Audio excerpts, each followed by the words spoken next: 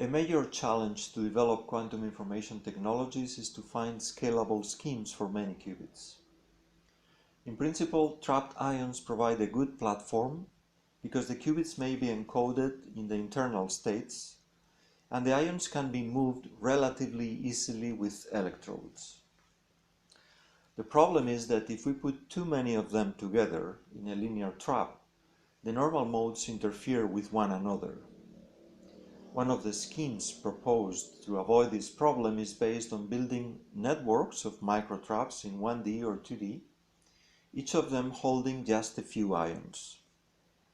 To make this scheme work, a number of basic dynamical operations are needed, such as shuttling individual ions or small groups of ions, expanding or compressing the microtraps, and also separating, suppose that these are my ions, separating or merging ion chains.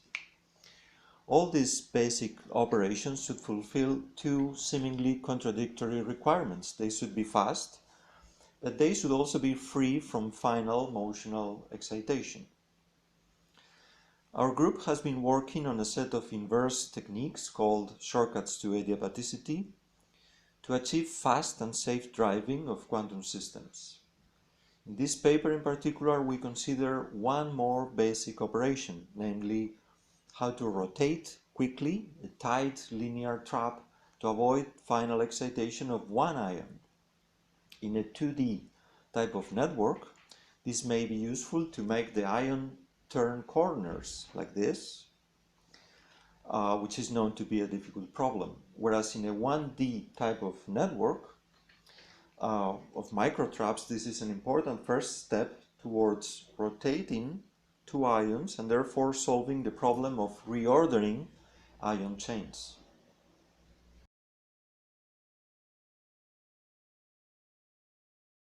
A quick rotation of a trap without final excitation is not trivial because the centrifugal force makes the wave packet spread. To avoid this excitation, we first consider to change simultaneously both the frequency of the trap and the rotation angle, in a way that compensates exactly the centrifugal force. But this needs the simultaneous manipulation of two time-dependent parameters in the lab, so it may be difficult.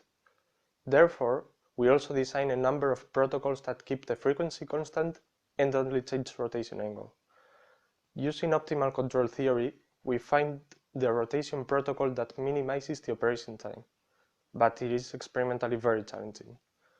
That's why we also design a smooth, experimentally friendly protocol.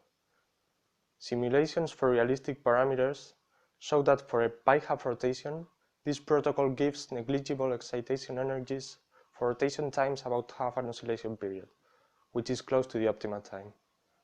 Last but not least, our method provides as well, just by changing the boundary conditions in our reverse engineering, a new method to generate squeezed states during rotations.